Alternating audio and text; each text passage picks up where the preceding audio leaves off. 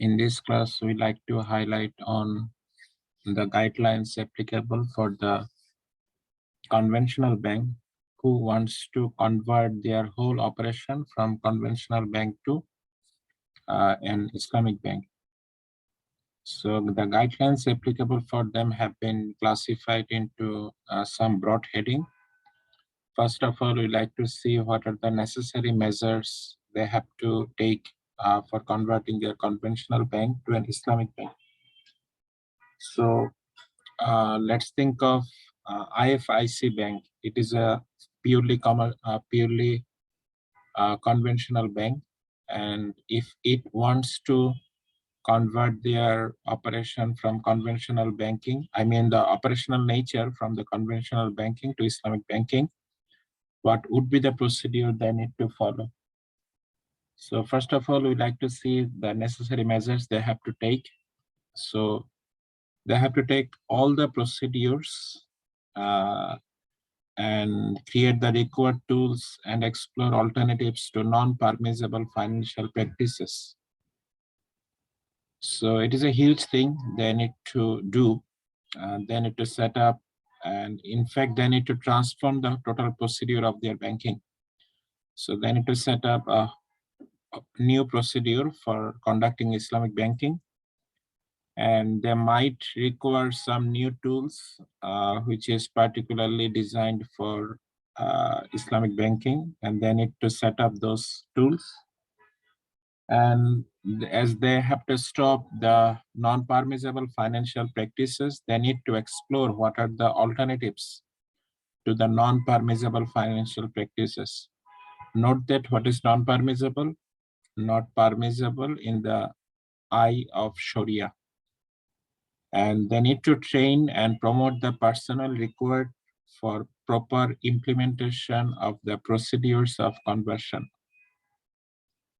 There has been no ruling that they need to replace their employees. Rather, they can keep their employees what is necessary, as they have continued their conventional banking practices. Now they need to train their existing employees and promote the personnel required for proper implementation of the procedures of conversion. So in this procedure, what they need to do, they need to train their people who will be working for this Islamic banking conversion. And other than this, there are some administrative issues and documentation issues which need to be taken care when they like to convert their conventional banking to Islamic banking. So one thing that is critical, that is they need to, what they are doing, they are changing the license given by the Bangladesh Bank.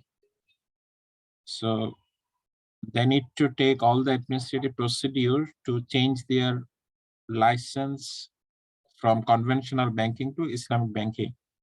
Note that the license of conventional banking and the license of Islamic banking are completely different.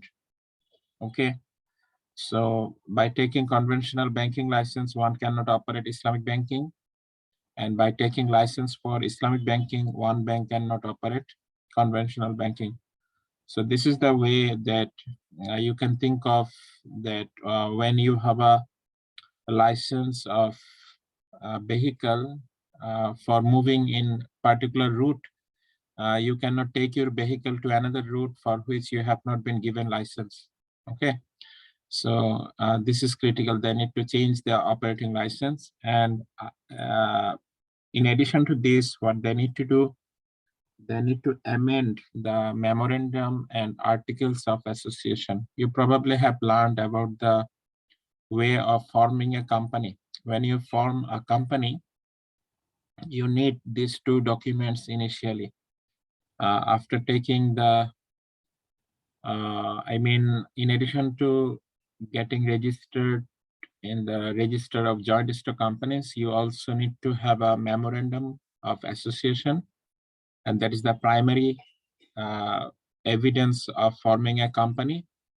And which defines the company, in fact, and the articles of association, which defines the operational procedure uh, in detail in this document. Okay, so you see, as you are changing your nature of business, you used to do business in conventional banking. Now you are transforming, you are replacing your conventional banking by Islamic banking.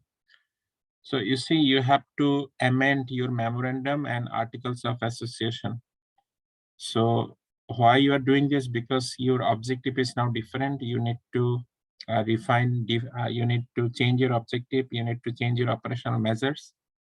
And this will be written, or this will be defined now in a process which will enable you to make Islamic banking. So this is huge. If you can compare in the two cases, or I mean, two steps what we learned before, when you are forming a totally new Islamic bank, it is particularly different. As you are forming a new Islamic bank, your memorandum of association and your articles of association already includes that you are going to operate Islamic banking. Okay, but you see, when you are getting license for opening Islamic banking window or creating Islamic banking branches, you do not need to amend the memorandum and articles of association. You can recall that, whether we have talked about it in our second case, where we learned about the guidance applicable for creating new branches for Islamic banking or opening new window for Islamic banking. So this is a huge requirement when you are changing your memorandum or articles of association. Okay, and you see that anything which has been mentioned in your memorandum and articles of association which contradicts with the theme of Islamic banking, you need to cleanse those conditions. I mean, those mentioning those things from your memorandums and articles of association. Okay, and you have to restructure the total organizational structure to fit the situation of conversion. As you are converting your business from one nature to another nature, you might require the restructuring of your organizational structure. Okay, and another thing that is huge, I like to add with the point 2, you would see that you have to take NOC from whom? From the depositors and the clients of your banks. So say IFIC is doing a conventional banking. Now, if it wants to transform its conventional banking to Islamic banking, what they need to do? They need to take a no objection certificate or and a written consent from the depositors and the clients. Depositors who have maintained the conventional deposits with this bank, and the clients who have taken loans, they should provide NOC to you before obtaining license for converting your conventional bank to Islamic bank. Okay, I mean, before taking the approval. And this should be a legal process, and this should not be a general process. I mean, the NOC will not be a general document, it will be a legal document when you are taking from your clients. Okay, and we like to highlight the number 5, that you already have been engaged in conventional transactions, which might be interest based or which might not be interest based, but The transactions that are concluded before the decision to convert must be ceased or disposed immediately. Okay, so the transactions need to be ceased or disposed immediately. And you see that you have a number of documents, forms, books, register, which have been particularly designed for conventional banking. And you need to reformat, you need to redesign the documents to comply with the Sharia rules and principles. Okay. And you see what I was saying, your personnel have been engaged in providing conventional banking for a number of years, for a number of decades. Now you have taken decision to convert your conventional banking to Islamic banking. So a significant amount of knowledge, significant amount of skills need to be adopted by the personnel for providing this new form of Islamic banking. That's why you need to provide a special program which will train your employees to help them to learn the application of Islamic banking practices. Okay. Then you see that you have been dealing with the central bank for many years as a conventional bank. Okay. But now your way of dealing with the central bank, I mean, you are dealing with the central bank you have been dealing for years, but now you see that you have to exert all the possible efforts to adapt the ways of dealing with central banks regarding deposit liquidity needs or otherwise in a way that does not conflict with the rules of Sharia, especially rules that govern the transactions. So let me take you to an example that when conventional bank or the scheduled bank fall in liquidity crisis or liquidity shortage, they have number of ways to borrow liquidity. So one way is to borrow money from the central bank. So it is always riba-based transactions when you are borrowing from central bank. Okay. So you see, when you have decided that you will comply with the rules of Sharia, in that case, you need to find out the alternative ways to meet your liquidity need from the central bank by avoiding the riba-based transactions. Okay. It is possible, but you have to find out. And the similar thing when you already have been dealing with the conventional bank, but when you are planning to convert your conventional banking to Islamic bank, what you need to do, your dealing will be limited to the extent which has been approved by Sharia. So when you see that you're dealing with conventional bank for this particular transactions will contradict or will make conflict with the Sharia, in that case, you have to stop, you have to limit your transactions. Okay. And when you are limiting yourself, obviously what you need to do, you need to revamp that how can we make a alternative way of transactions with the conventional bank. So that will be riba free and that will also approved by Sharia, and we are using some instruments which are acceptable in Sharia. Okay. And you see that before commencement of business of the converted Islamic bank, the books of accounts and statement of affairs of the conventional bank must be reconstructed as per Sharia principles. Okay. So books of accounts, these are accounting issues.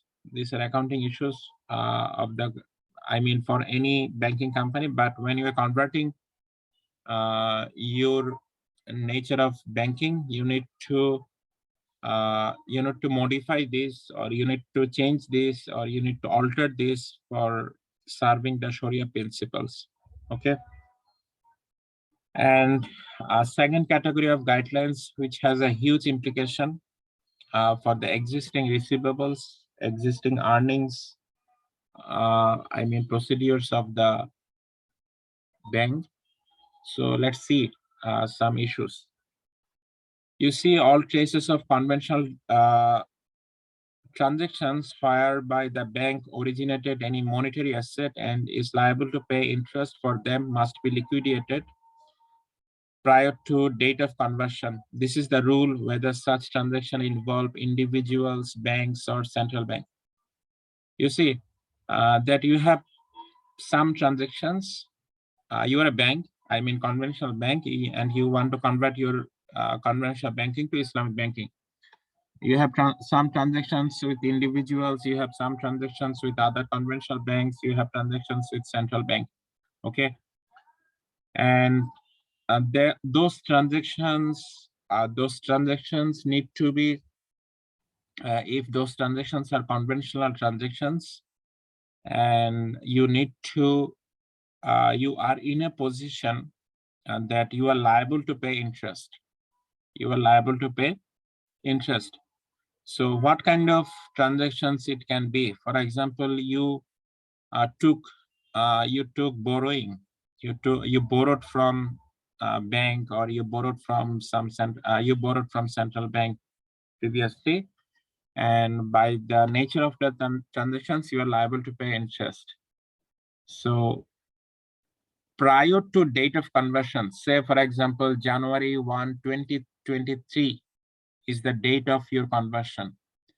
You have to liquidate all of this kind of transactions before this date, okay? When you are the date in which you will be converting your conventional banking to Islamic banking. And in addition to this, you have to confine yourself to the permissible operations for acquiring the necessary funds to operate or to meet its liabilities, okay?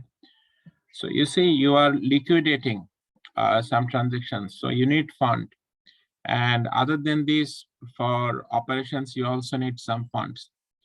So when you are requiring fund, you have to look for those funds which are Sharia compliant, and you need to limit your funding, the sources of funding within the permissible area, okay? You cannot go beyond the permissible area to take the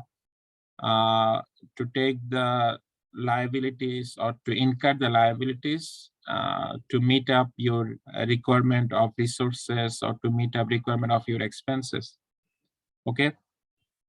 And you see that over the time, if you observe that your capital has increased due to the addition of or due to the contribution of non-permissible transactions.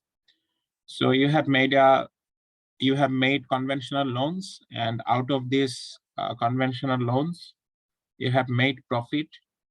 And those made profit means in the form of interest, you have made profit, and those profit have been added to the capital, and your reserve or your capital has been increased for the non-permissible transactions. Now your task is to find out that how you can erase this portion of accumulation, okay? So you recall that there is a procedure that you can disburse that amount. We'll talk about it. And all interest-based investment instruments must be ceased to be used and must be replaced by permissible investment instruments prior to date of conversion. So some of the investment instruments you have are interest-based. How? So as a conventional bank, you have subscribed to some bonds of government. Say, for example, those are interest-based treasury bond. or savings certificate. Okay, the banks cannot subscribe the savings certificate, but other investment certificate. So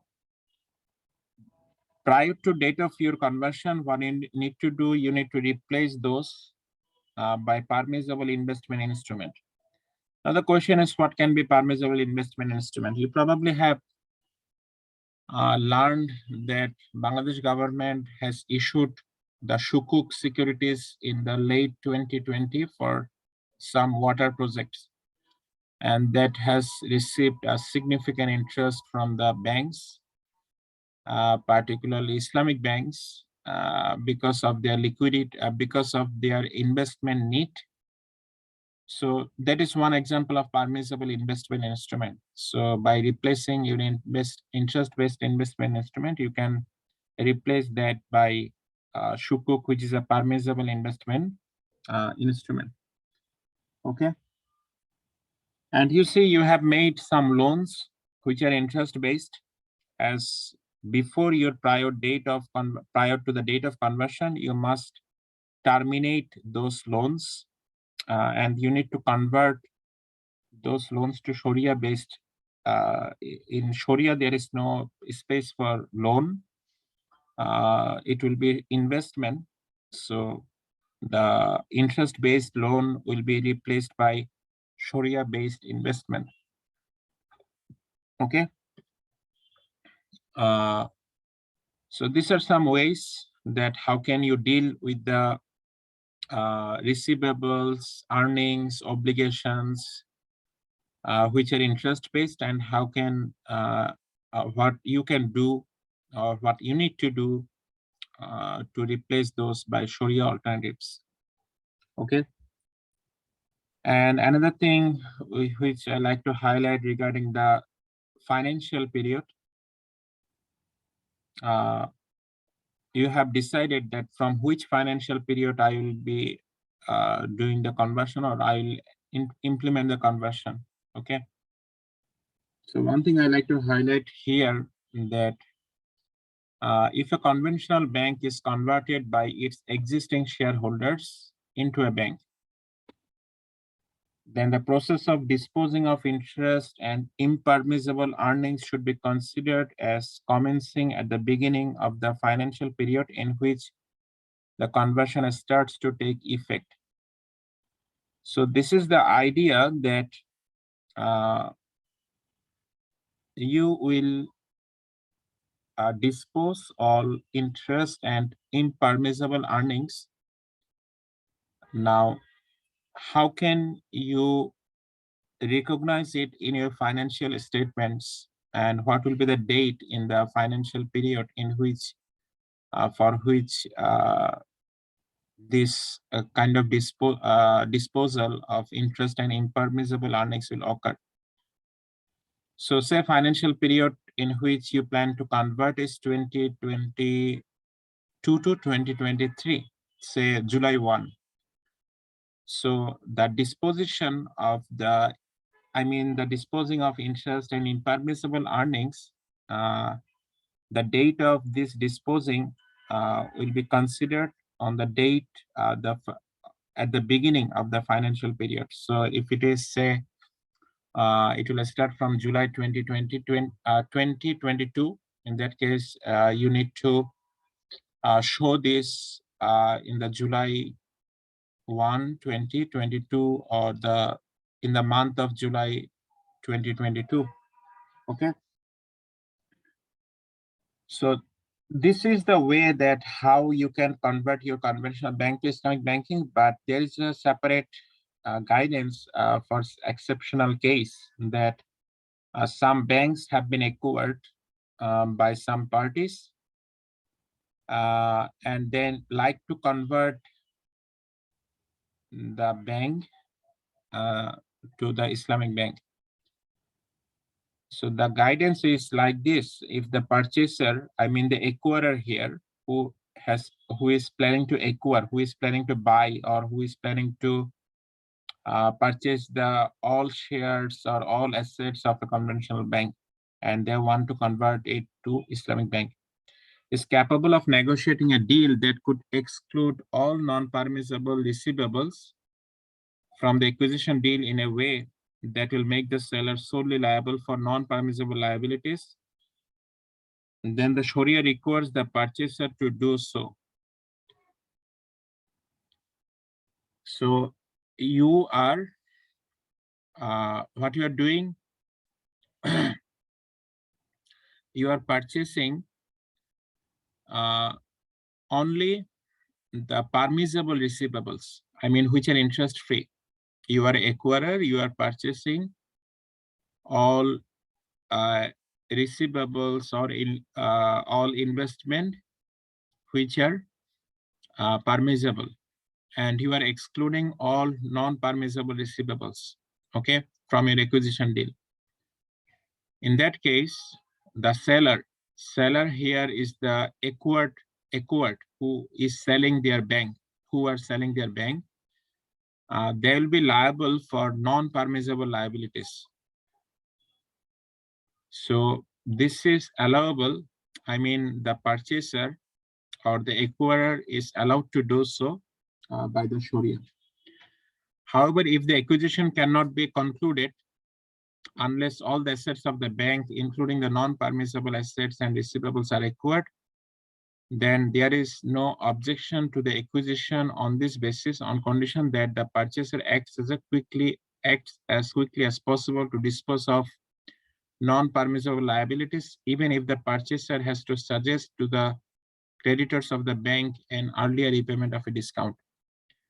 This is the idea, is that if the seller and the purchaser, I mean the acquirer and acquired, they could not make agreement on this note.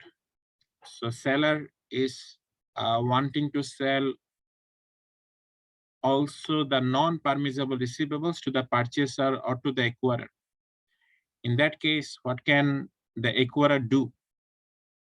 Acquirer can acquirer can make the acquisition, and acquirer can what acquirer needs to do. Acquirer needs to dispose these non-permissible receivables as early as possible. So then these are my resources. These are not my all non-permissible receivables. Okay. So they need to dispose all non-permissible liabilities. I mean, who will dispose it? The purchaser. I mean, the acquirer will dispose all of the non-permissible liabilities. I would like to conclude this section by saying about what will be the implication of zakat. Before talking about it, let me ask you,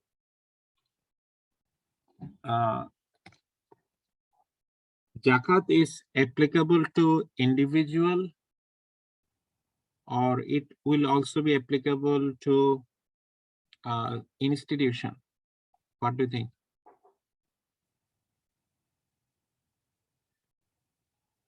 Give your response in the chat box.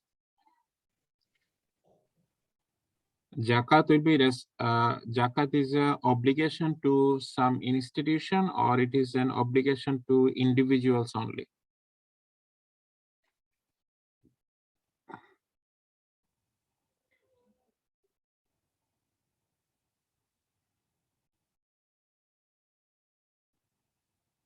Individuals.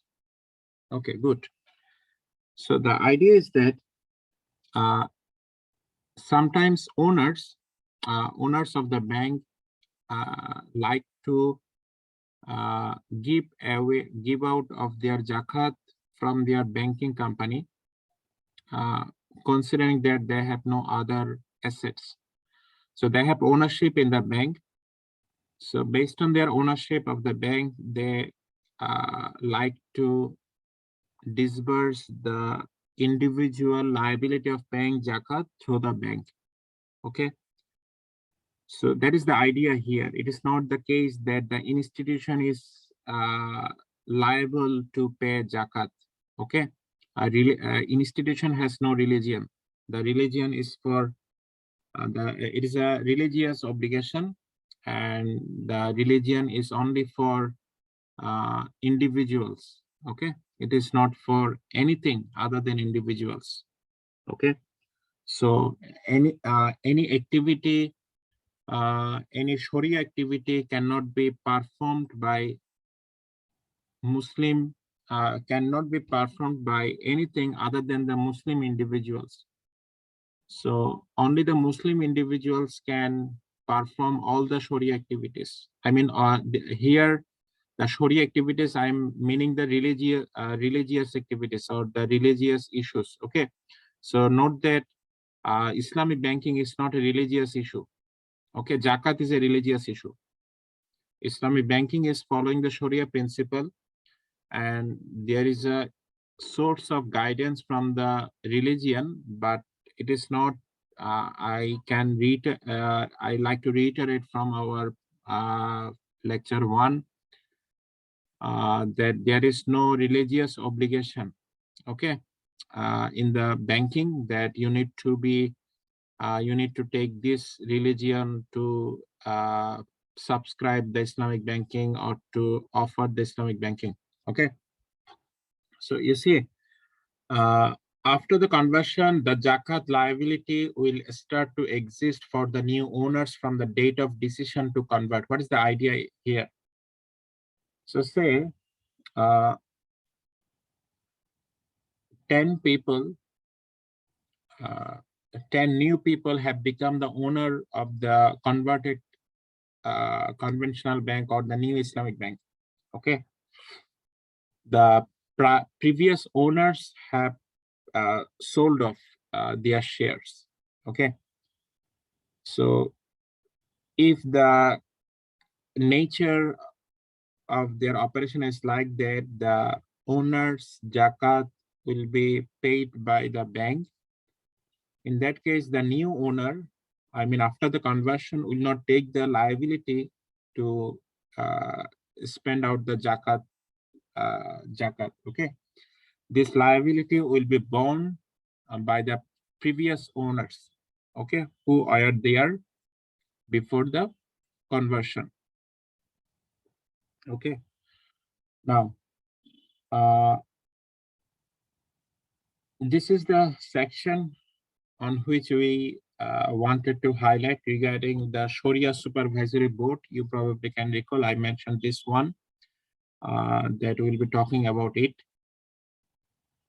So there is a responsibility of the Board of Directors of Islamic Bank to make sure that all the activities of the bank and their products are Sharia compliant. Okay, and the Board of Islamic Banks, the if there is a subsidiary company, I mean the Islamic Bank is a subsidiary company of anyone, or conventional commercial banks having Islamic branches, they need to form their board, which constitute directors who have the requisite knowledge and expertise in Islamic jurisprudence. Okay, so the board may form an independent Sharia supervisory committee with experienced and knowledgeable person in Islamic jurisprudence. However, the board shall be responsible for any lapses, irregularities on the part of Sharia Supervisory Committee. A fit and proper criteria for selection of members of the Sharia Supervisory Committee is enclosed in Appendix 1. So what I like to say, you probably have heard about that there are some subcommittees in the board of directors. You are familiar that a board of directors is responsible for overseeing the governance in the company, and they are responsible for any lapses in the governance. And for their supervision and for their monitoring activities, what they do, they form some committees. So you probably have heard about the audit committee. There is a committee which is a compensation committee. There is another committee kind of legally who look after the legal issues. So there are some subcommittees, and they are under the board of directors. Okay. So you see that Sharia Supervisory Committee or the Sharia Supervisory Board is in fact a committee under the board of directors. So what is their responsibility? Their responsibility is to make sure the activities of the bank and the products are Sharia compliant. Who will look after this? Sharia Supervisory Committee.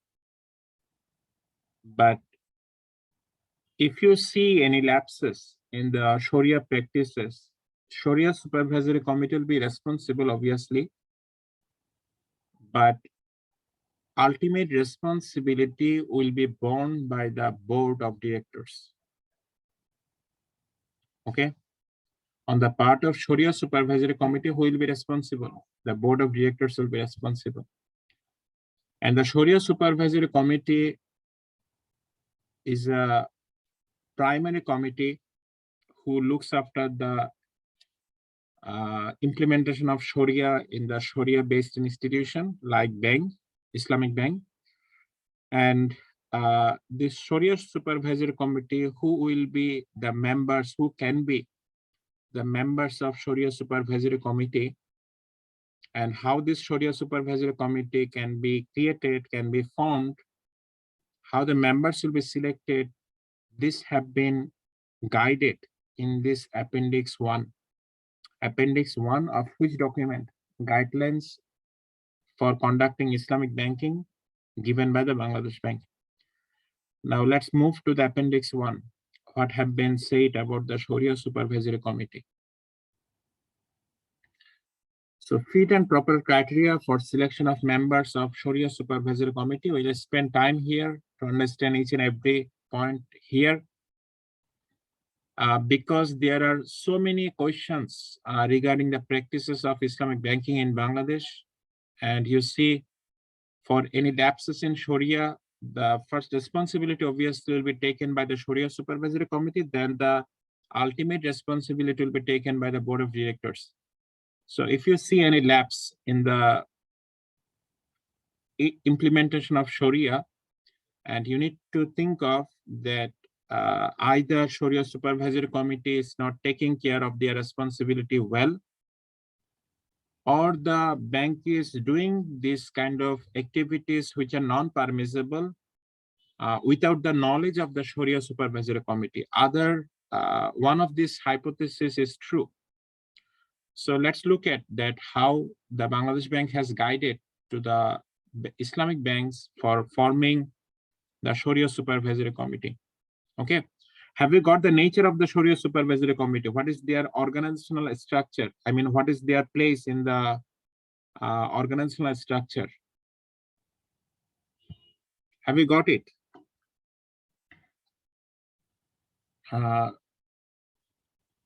Write your responses in the chat. I like to know that you have got the organizational structure of the Sharia Supervisory Committee.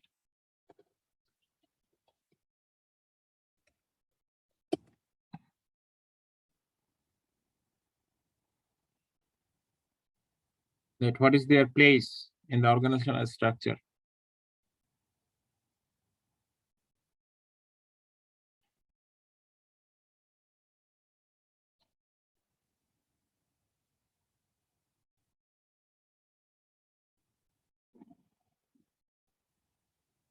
Okay, you see my screen. This is a page for Sharia Supervisory Committee of Islamic Bank Bangladesh Limited. What are they saying? They're saying this committee of this bank plays a vital role in framing and exerting policy for a strict adherence to the Sharia principles of the bank. You see, this is a significant statement about the responsibility of the Sharia Supervisory Committee. You see what we are reading right now? We are right now reading about the Islamic banking guideline. And as per this guideline circulated by Bangladesh Bank, the Sharia Supervisory Committee is represented by 12 members consisting of prominent ulama having adequate knowledge in fiqh muamalat, renowned lawyers, and eminent economists. So based on the guidelines provided by the Bangladesh Bank, the Sharia Supervisory Committee needs to have 12 members and they need to have a background from this. The Sharia Supervisory Committee of Islamic Bank Bangladesh Limited gives opinion and guidelines to implement and comply of Sharia principles in all activities of the bank, particularly in the modes of investment. So they have highlighted this, that regarding the modes of investment, they gives opinion and guidelines. So a number of issues arise in this place, the modes of investment. The committee is governed by bylaws approved by the board of directors. You see that who are in the place of overseeing the activities of this Sharia Supervisory Committee. The board of directors is in the place, okay? So they have created a bylaw which guides the activities of the Sharia Supervisory Committee, and these bylaws needs to be approved by the board of directors. As part of the major responsibilities of the committee, Sharia inspections is also conducted in all branches under its direct supervision to ensure Sharia compliance in all activities of the bank. Note that it is internal inspection. It is not external. It is internal inspection, and the Sharia Supervisory Committee of the bank is inspecting all the branches, all the transactions internally. Okay, so these are the members. You see how many members are here. 2, 3, 4, 5, 6, 7, 8, 9, 10, 11, 12. Okay. So let's look at their board of directors because I like to see whether any member in the Sharia Supervisory Committee is also in the board of directors.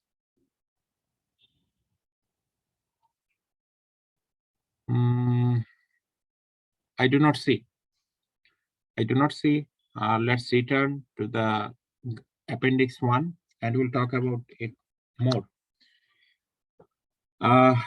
Regarding the educational qualification, the member of Sharia Supervisory Committee must have the following qualification. Okay. The following qualification. What are those qualifications? Kamil or Dawa or postgraduate degree in Islamic studies, Arabic, Islamic law, Islamic economics, or Islamic banking with profound knowledge in Arabic language.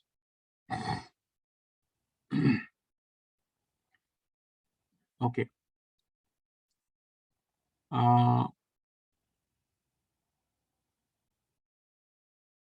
Let me ask a question to you. Do you have an idea regarding the subject of Arabic? That what is the main idea of this subject? What is their learning outcome of the subject? What they like to learn? If anyone takes the Arabic as a major. No, sir, I have no idea. Anyone? Sir, what was the question? Why do we want to learn Arabic? Is that the question? Right. I mean, if anyone takes the bachelor or the postgraduate degree, say masters in the Arabic, what is the learning outcome? Sir, actually, intention was like for us, the intention is for learning the Arabic is to understand the teaching of Islam. That's the criteria number 1. So to understand like the Quran and the Hadiths, we would like to learn the Arabic language because the grammar and the other stuff which we can see in there. Yeah. Even like if I remember, like Imam Bukhari was also not from Arabic country, but he was a scholar in Arabic, and that was the intention. Okay. So if anyone has done only the, say, postgraduate degree in Arabic, nothing else, okay, can you expect that he has a profound knowledge in Islamic banking?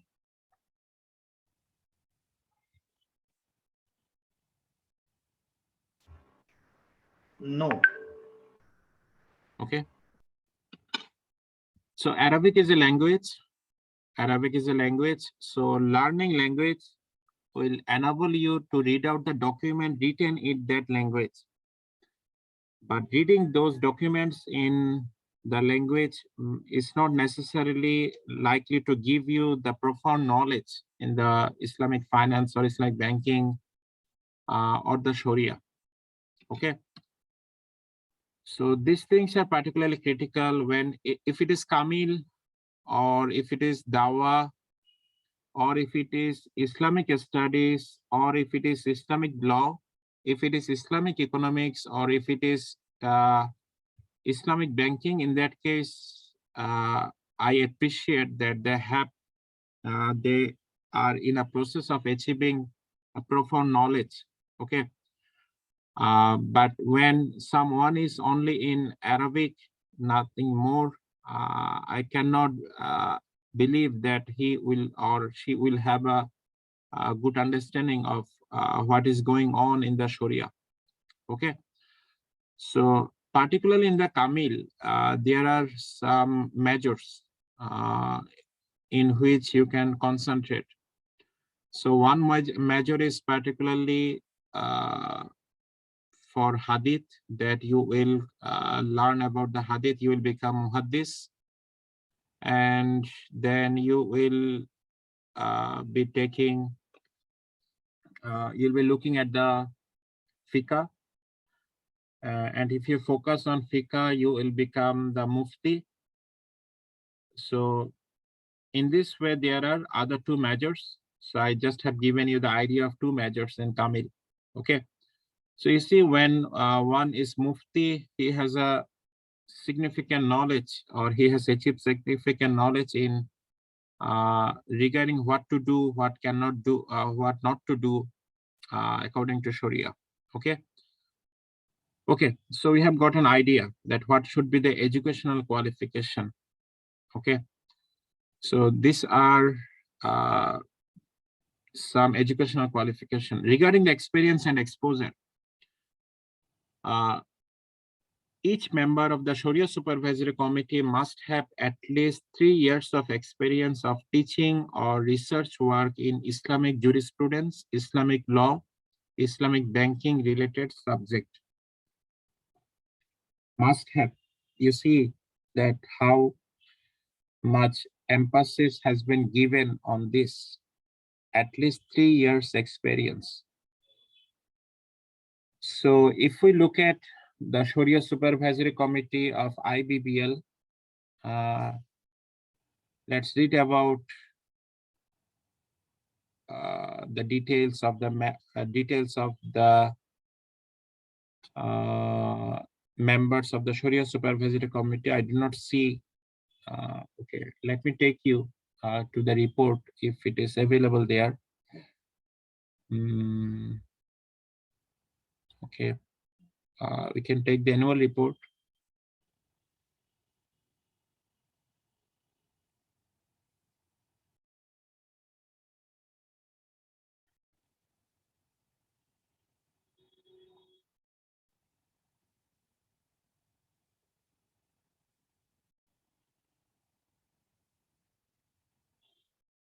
All these are financial report, but where is their annual report?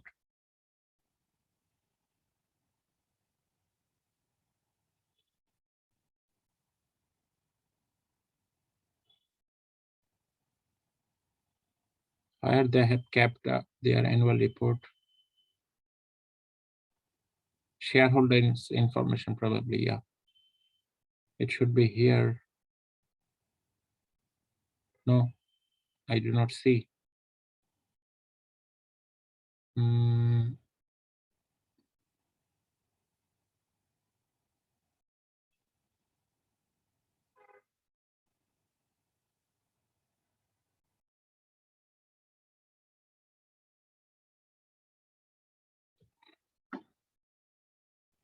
Okay, let me take you to, in this way, IBBL 2020.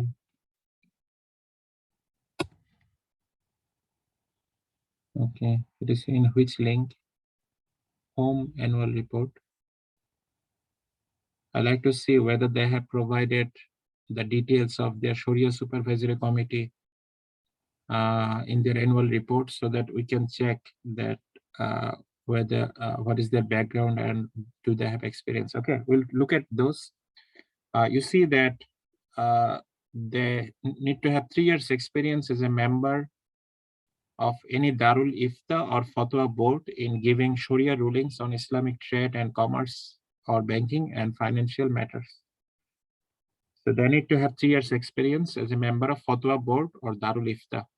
So you have understood that what is the idea or what is the task of this kind of board. Their task is to give task is to give Sharia rulings on Islamic issues, and particularly here emphasis has been given on these areas. Okay, publication of 3 exclusive articles on Islamic trade and commerce, Islamic banking, Islamic economics, and Islamic commercial jurisprudence in any recognized journal, or publication of 3 books on the same subject. So journal publishes some scholarly articles.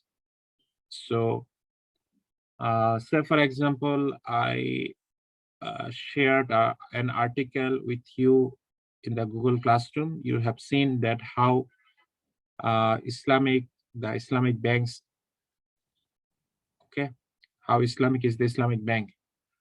So that is a kind of example of an article. Article is not a thing that you have written a column on the newspaper and you consider that as an article. That is not an article. Okay. So this article which have been focused here should be published in recognized journal. Okay. So let me take you to a look for a profile of a Sharia Supervisory Committee member. It is here.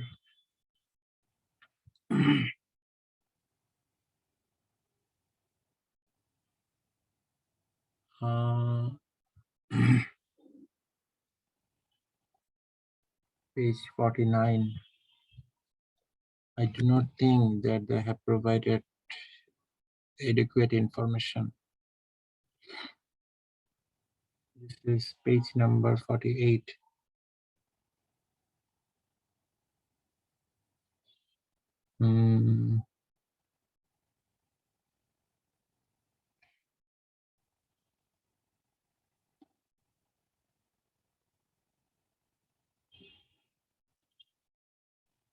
Okay, the thing is that only profiles have been given. No more details. I do not think they have provided the profiles detail in other places. Let me check that after director's report, director's profile, whether they have provided the profile of the Sharia Supervisory Committee. No.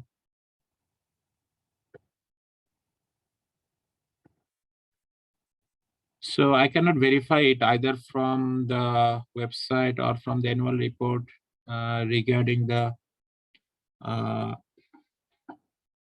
Sharia Supervisory Committee members profile.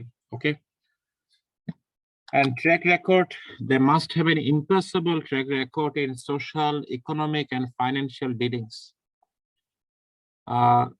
Has not been terminated or dismissed in the capacity of an employee or director or chairman for any institution, firm, or a company. So these are some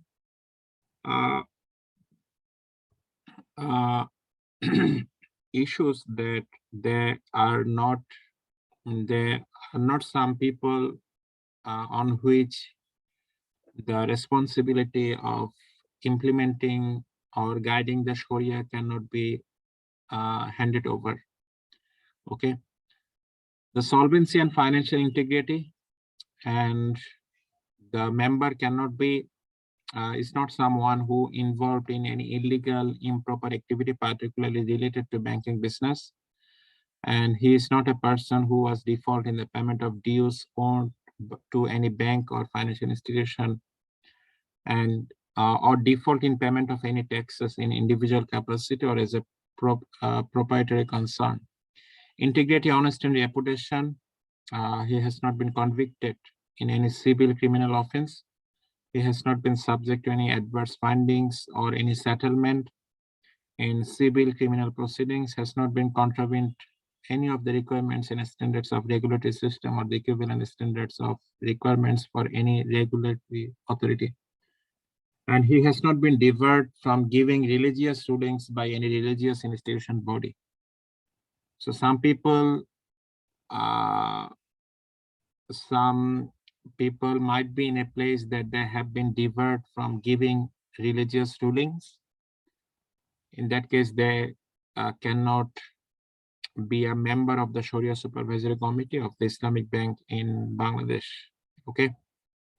Now let me ask you, has there been any requirement that the member of the Sharia Supervisory Committee must be a Muslim?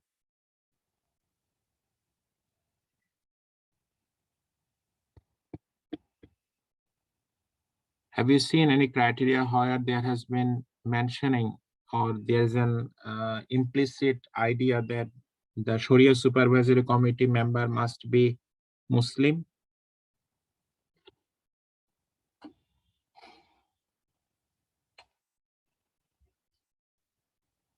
Yes, no? Sir, Kamil Dawa, I mean, if that is the requirement to make the graduation from, then it is open for all. Right? It is open for all. It is open for all. The Kamil, Dawa, postgraduate degree, all these are open for all. Anyone can take the Kamil, anyone can take the Dawa, anyone can take the postgraduate degree in Islamic studies, Arabic, Islamic law, Islamic economics, Islamic banking. There is no bar on his eligibility based on his religion.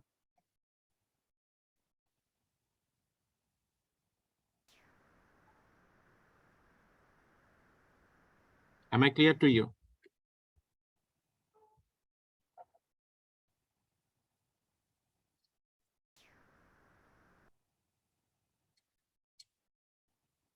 Have you got it, what I wanted to say?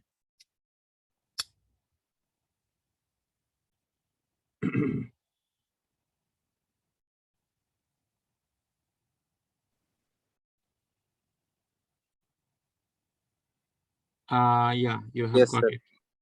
Okay. So the idea is that madrasa or Islamic university is not for Muslims only. Okay. The individuals from any religion can get admission in madrasa and take this education. Okay. But sir, there is a rules. He become a Muslim. Otherwise, he can't teach madrasa. No, there is no rules. There is not such rule. There are people in Aliyah Madrasa who are not Muslims, who used to teach.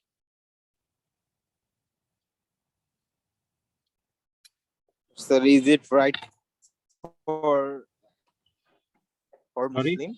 Or I said, sir, is it right way, or because if a Hindu man teach a Muslim people, I think Muslim people can't follow exactly like Muslim culture. He converted Hindu culture.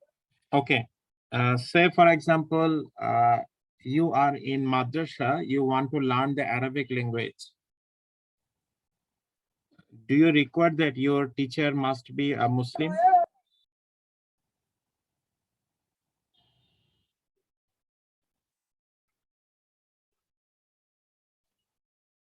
Yes, sir. For learn, I'm going madrasa, but I have no and not enough idea about that. Just I'm first listen to you that is possible. Yeah, that is possible. In fact, Yes, sir. that is in fact possible. Okay. Yes, sir. The thing is that you will see the teachers from religions other than Islam can teach in madrasa. Okay. You see that in madrasa you need the English teacher, right? So Yes, sir. so it is not it is not the requirement that he must be a Muslim.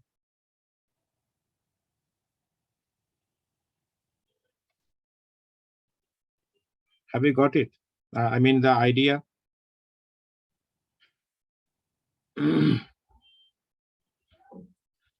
Yes, sir.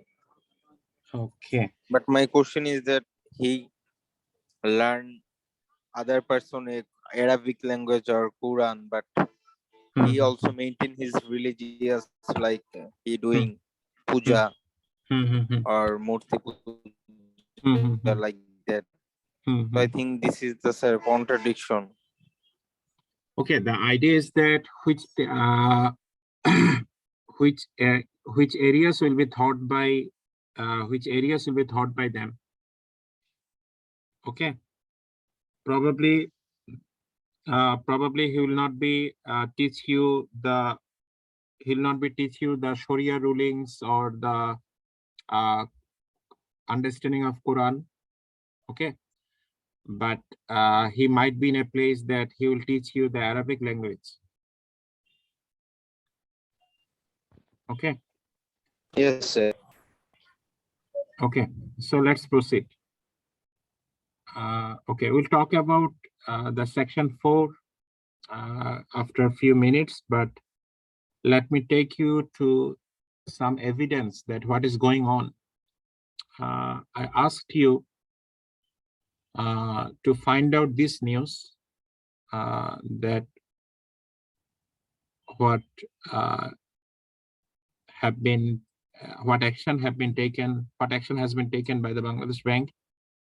Bangladesh Bank bars traditional banks from Islamic banking. This is the news title, and it was in July 29, 2015. So you see half a dozen lenders, what they wanted to do, they wanted to convert their conventional banks to Islamic banks. Okay. So can you give me the name of at least one bank which was purely conventional bank, but now they work as Islamic bank? Exim Bank, Export Import Bank of Bangladesh. Yeah, this is one. Any other?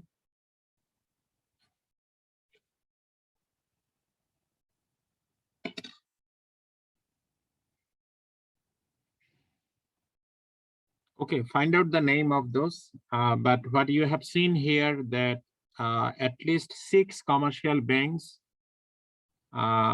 applied for converting their conventional banking to Islamic banking to Bangladesh Bank in 2015, but they are rejected.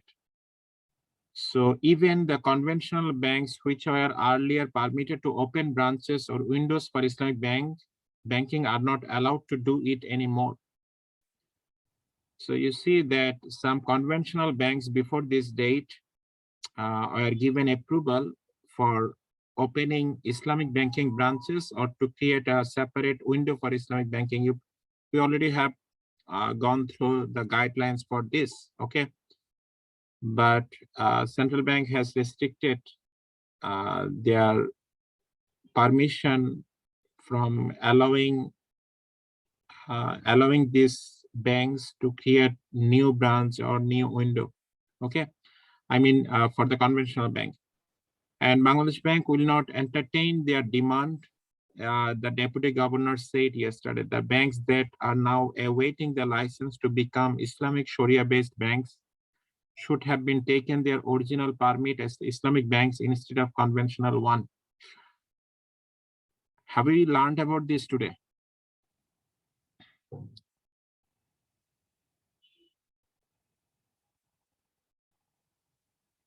Sorry, sir. Have we learned about this today? What I highlighted here. They have applied for Islamic bank license.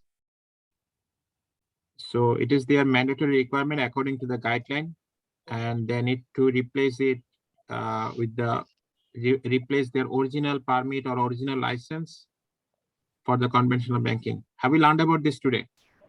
Yes, sir. sir. We have learned about this. Yes, today. sir. Okay. No bank who have conventional banking license Yeah. cannot practice Islamic banking Right, functions. right. You see that who are these half dozen lenders?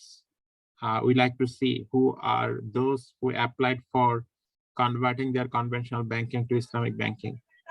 You see, these are the Sir, if banks. they started in Islamic banking, Sharia-based banking way, if they formally formatted as Islamic bank, then yeah, Bangladesh Bank will permit them to open a branch.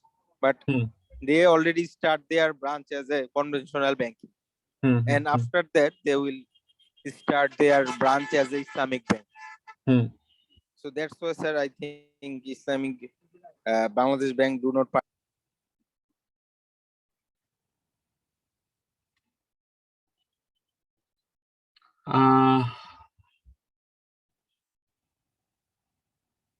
I couldn't listen you properly, Shajol.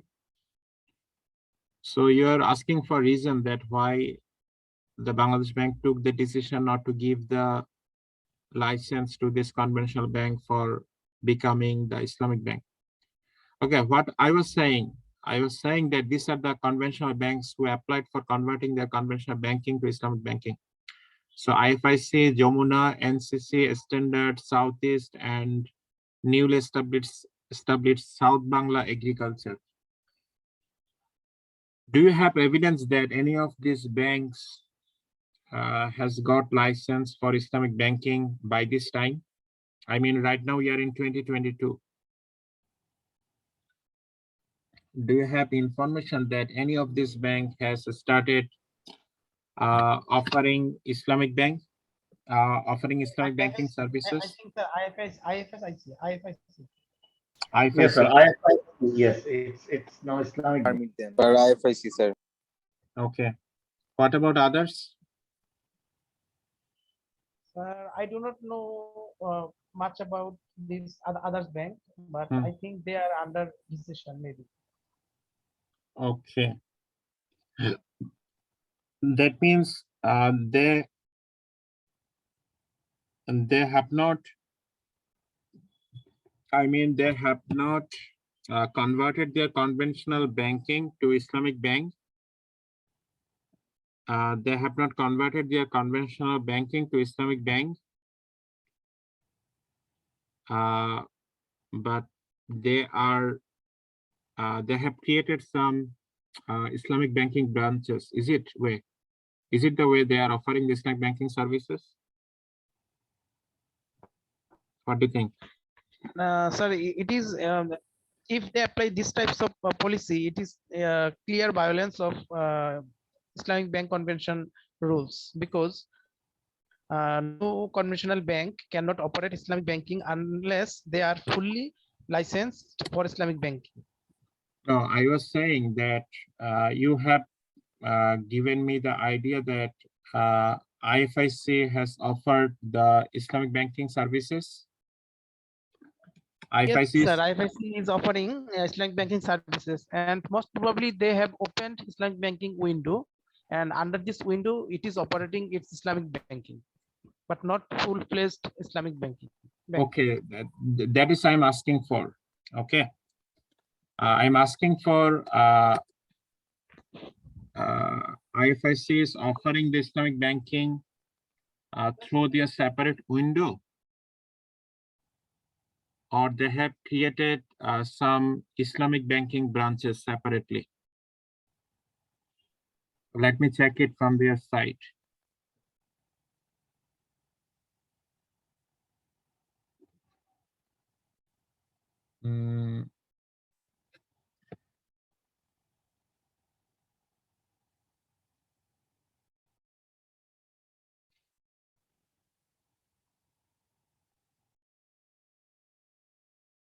I do not see anything Islamic here.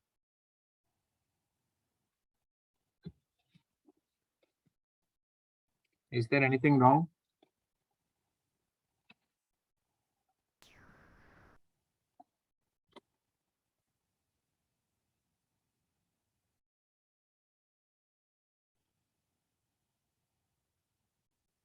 But two of you have confirmed that IFIC is offering Islamic banking products. Sir, IFIC Bank offering Islamic banking products, but I'm not sure. Is it full Islamic bank?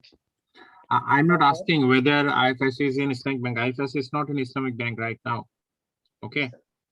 IFIC is in a list who applied for Islamic bank, but I do not see anything like IFIC is offering Islamic banking products. Okay. But you'll check it again. You'll check it whether it is true that IFIC is offering some Islamic banking products, but I do not see anything. Okay. Yes, sir. I was also saying IFIC maybe was having some Islamic product, but I also cannot see the thing. Right. Okay. So IFIC applied.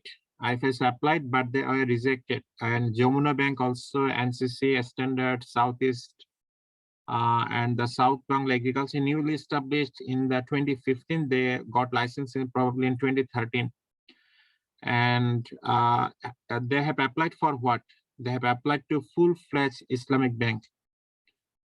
So can you recall that we have learned that if you today we have discussed that if you want to convert your conventional banking to full-fledged Islamic banks, then what you need to do.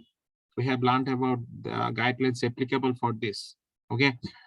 So you see some of the applications have been pending for more than 2 years now. I mean, in 2015, they applied probably in 2013. So that is the way, yeah, you see, I got a news here. It is in 2013, you see, it is of 2013. IFIC to become Islamic bank, they applied for it. But you see that from 2013, 2015, it has been 2 years. At present, it is above of the 2015. 8 are full-fledged Islamic banks in 2015, but now this number is 10. 10 banks are now full-fledged Islamic banks. Okay, and scheduled banks have now increased to 60 plus. In addition, 8 conventional banks have 19 Islamic banking branches, and some others have Sharia banking windows. We'll look at the updated data after reading this news. But we like to see some reasons, and we like to aware you what are the reasons that why the officials of conventional banks are rushing for converting their conventional banking to Islamic banking. So the newspaper has identified some reason that Islamic banks get easy deposits that are the major source of funds for banks in Bangladesh. They get easy deposits. Now your task is to find out what are the reasons which encourage the depositors to pick the Islamic bank over to prefer the Islamic banks over the conventional bank. What are the reasons? And interest is banned in Islam, and many depositors keep their money with the Islamic banks without interest. The Islamic banks also have to keep a less statutory liquidity ratio. Less statutory liquidity ratio It is about on only 11.5% against the 19% for conventional bank. So it includes the, it is indicating the SLR, statutory liquidity ratio in 2015. For Islamic Bank, it was about 11.5%, and for conventional bank, it is 19%.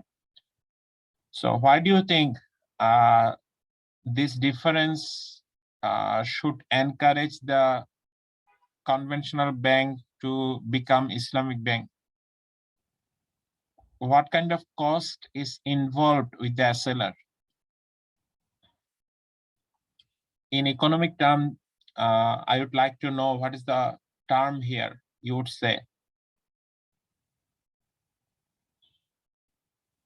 If you are liable or if you're responsible to hold 19% of your deposits as a SLR, instead you could have only 11.5% SLR if you are Islamic bank. What is the difference? Why you should prefer the 11.5% instead of 19%? So actually, in Islamic, like for the Islamic banking, the liquidity is maintained for the transaction. So the minimum amount is maintained for the cash or the liquidity.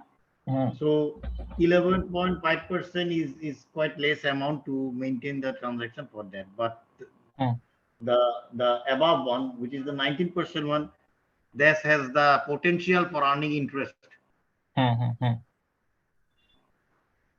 Okay, what I was saying that when you are incurring higher cost, I mean, when you are liable to keep 19% SLR, which cost is higher in economic terms?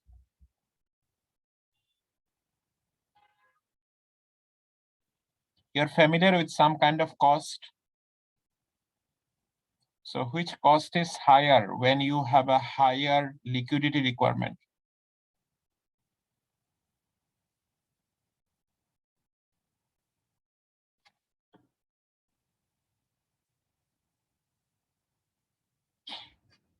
Are you familiar with the opportunity cost?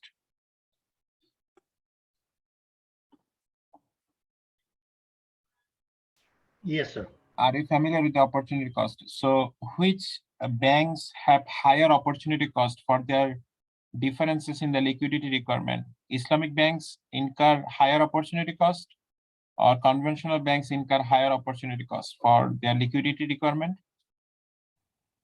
Sir, conventional banks, sir. Conventional banks incur higher opportunity cost. Okay.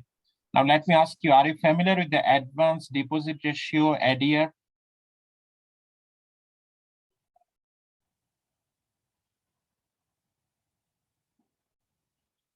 Are you familiar with the advanced deposit ratio? There is a ruling that out of your 100 taka deposit, how much advance you can make?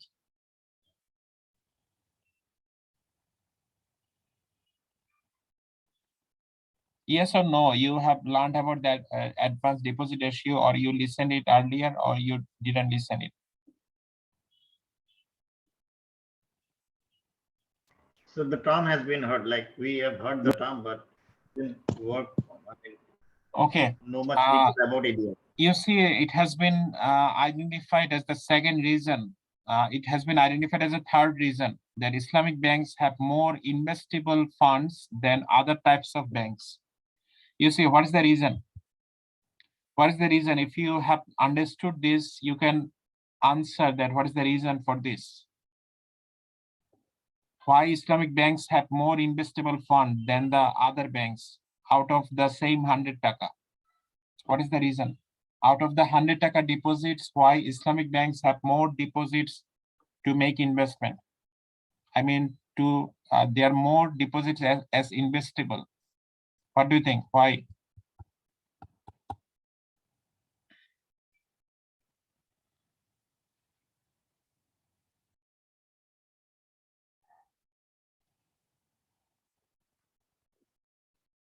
When you have a higher liquidity requirement, SLR, you are restricted by that amount that you cannot make this amount invested.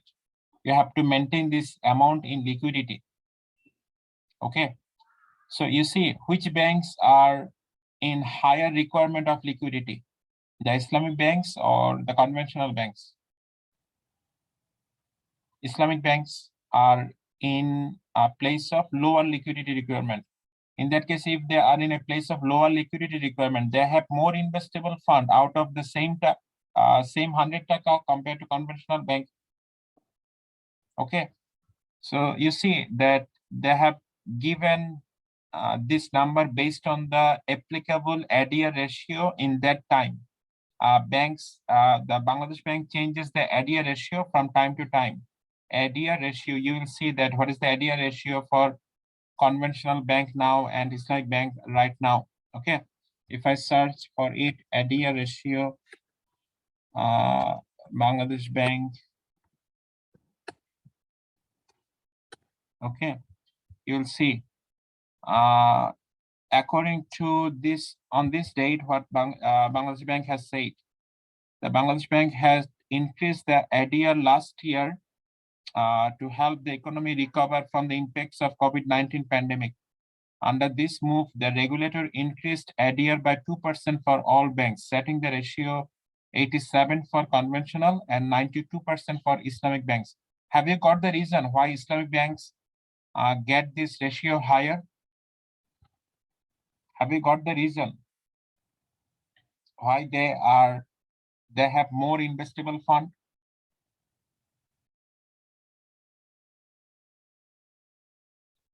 Yes or no? Otherwise, I will explain a little bit.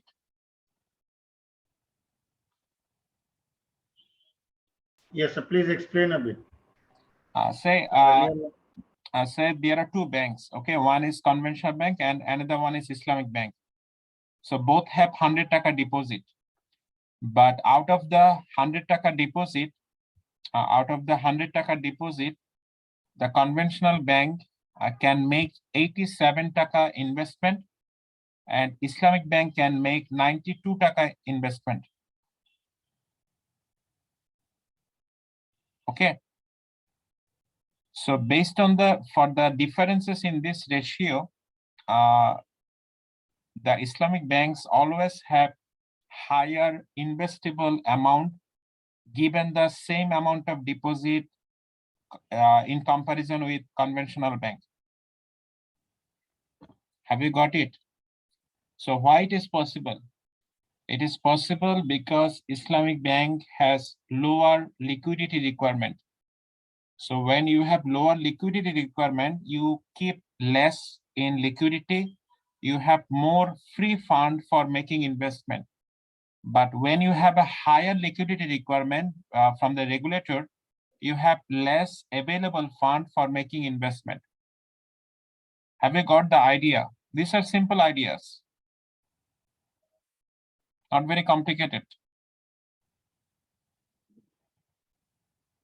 Have you got the idea? We got the idea. Yes, sir. Okay. So in that case, yeah, you will be more motivated to take your conventional bank to Islamic bank only based on the ADR ratio, based on the differences of this regulation. Okay. So yes, it was identified as one of the reasons why conventional banks entrepreneurs got the incentive to convert their conventional bank to Islamic bank. Okay. There are some other reasons. Islamic banks' growing profitability is also encouraging conventional banks to adopt the Sharia model. Okay, they are growing profitability. So Islamic banks registered more profit on an average relative to conventional banks. So in 2014, the net profit of Islamic banks rose 10.4% year on year. In contrast, the net profit for the overall banking sector declined to 17.3% during the year because of the huge provisioning requirements for short loans. Okay, so you see that while the overall banking sector experienced decline in profit of 17.3%, The net profit of Islamic banks rose 10.4% from on a year-to-year basis. And look at the financial metric of the performance, the return on assets and the return on equity. It has been observed these are higher in Islamic banks than the conventional one. Okay. So according to Bangladesh Bank data in 2014, it has been found the return on assets in the Islamic banking industry was 0.8% compared to the overall banking industry 0.7%. And about the ROE of Islamic Bank stood at 11.5%, while it was 8.1% for the total banking industry. So Islamic banks practice need-based banking modeled on risk sharing. Also, our investments are highly supervised. So managing director of IBBL explained the reasons why the Islamic banks are growing. So he mentioned that they practiced need-based banking. This is an idea of Islamic banking that you will not give loan or make investment to some people who actually do not need it in precisely. Okay, so only those people who have some economic requirement, who have a good idea of doing business, they will be eligible for taking the getting the investment from Islamic Bank.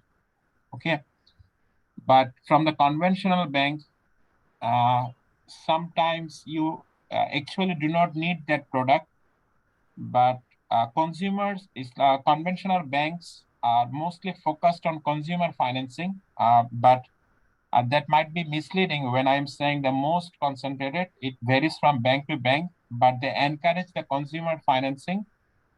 So sometimes consumer financing is not always need-based banking, but the Islamic Bank focuses more on the industrial need and the housing need, which are kind of basic need of the consumers. Okay. And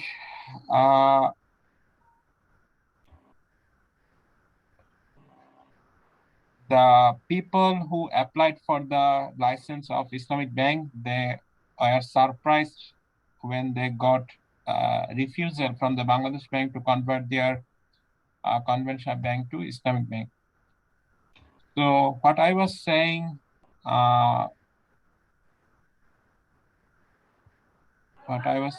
that you would see some lapses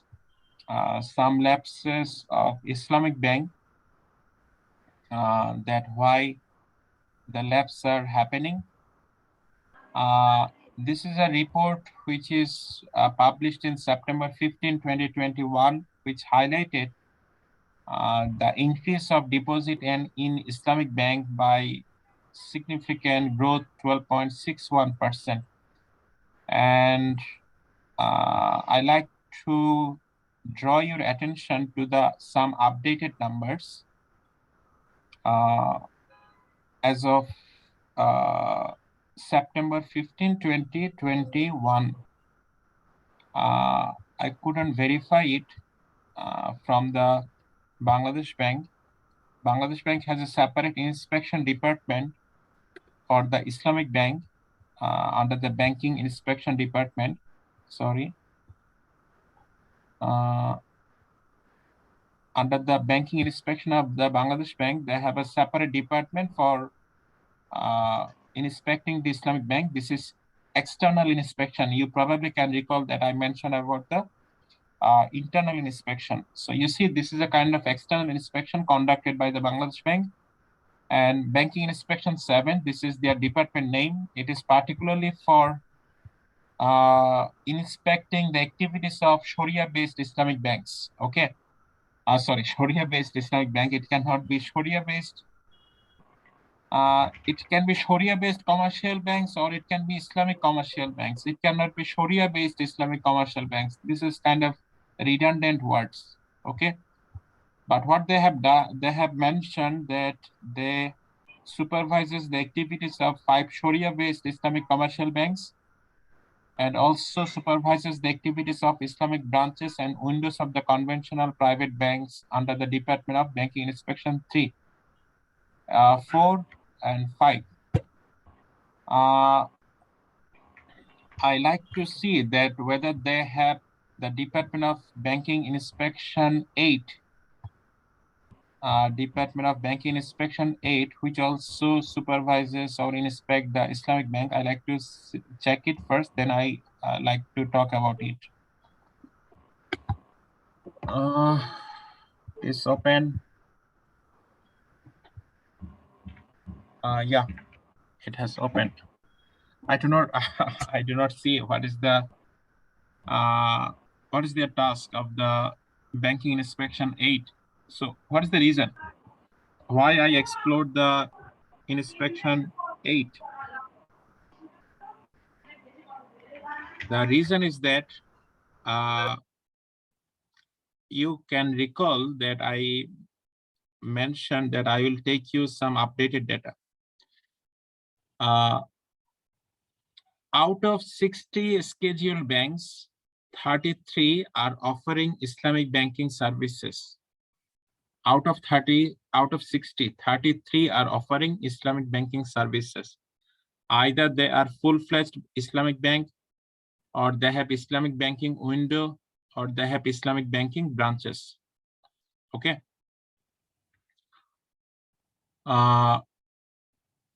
So the idea is that of this, it is probably of this. 10 banks are operating full-fledged Sharia banking. 10 banks are operating full-fledged Sharia banking. So, but you see that Bangladesh Bank, Department of Banking Inspection 7 has mentioned that they supervise the activities of 5 Sharia-based Islamic banks, Sharia-based commercial banks. So I was wondering whether the Department of Banking Inspection 8 supervises activities of other 5 Sharia-based banks. So I got that I saw no explanation from the Department of Banking Inspection what they do. The Department of Banking Inspection 8, I didn't see detail. So I cannot confirm that Department of Banking Inspection 8 also supervises the Sharia-based Islamic commercial banks. But what is our learning that Bangladesh Bank has separate inspection department for the Islamic banks. The inspection department, banking inspection department of Bangladesh Bank do not supervise the conventional bank and Islamic bank in the same department. Okay, their departments are different for a conventional bank and Islamic bank. That is our learning from here. Okay, then 14 conventional banks are operating Islamic banking windows. You see, we talked about it in previous class regarding the conventional bank. What can they do if they offer the Islamic banking window? So how many banks are operating as Islamic banking windows? They are offering, 14. And 9 banks are operating Islamic banking branches. So how many numbers you have got? Here it is 10. Here it is 14. Here it is 9. 10 plus 14 plus 9. Is it 33? Is it 33? Yes, sir. Okay. So you need to keep these numbers in your mind as you are completing the Islamic finance and banking, because you will be asked this question when you will be appearing in some test, or you will be appearing or you want to explain that what you have learned from this. Okay. And you see the Mutual Trust Bank is a commercial bank. They have started offering Islamic financial services in May 2021. Along with conversion of 2 traditional banks, Global Islamic Bank Limited and Standard Bank Limited. Can you recall that in 2015 report, I mentioned about the Standard Bank who applied for converting their banking to Islamic banking? Can you recall there was a name of Standard Bank in the list who got refusal from the Islamic Bangladesh Bank for converting their license to Islamic Bank? You see, Standard is here.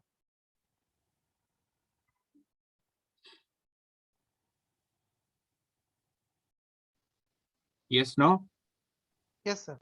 Okay. So we have learned that Standard Bank has got approval for converting their conventional bank to Islamic Bank. Interesting thing is that Janata Bank, the conventional bank, has obtained the BB approval for operating Islamic banking window, but yes, is yet to start the operation. Okay. And BB officials are saying the strict compliance with the rules and regulations had become very much essential for a sustainable growth of Islamic banking sector. But the matter of concern is that a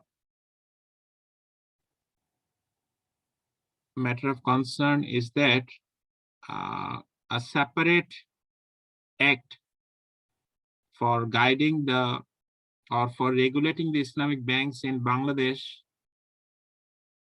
are in progress for many years, but it has not been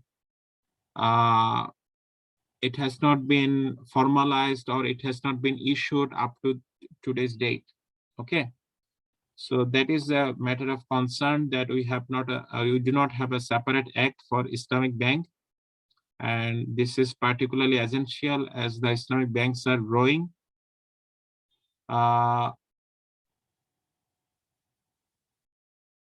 Okay, and Islamic banks are getting more competition because the emergence of new banks in the Islamic banking industry. Okay, so that is all about for guidance of Islamic banking, and we have some sections regarding the deposit, investment, and the liquidity requirement applicable for the Islamic bank. And most of the things we already have covered in separate lecture for deposit, separate lecture for investment, and also for the regulation. What I would encourage you to do, you go through, you review that what have been mentioned about the deposit principles or depository products in the guidelines for Islamic banking, and also for the investment products and investment principles. And you will see that most of the things we already have learned. We already have learned from our separate lecture on Islamic deposit and Islamic investment. Okay, so we'll try to end our discussion here for the guidance of Islamic guidelines from the Bangladesh Bank for conducting Islamic banking. We like to spend time in next class to talk about regarding the import-export business as per Sharia, and what have been mentioned in the guidelines of Islamic Bank, what can we do and what we cannot do. Okay, and what about the remittance issue, and what about the CRR SLR issue. Okay,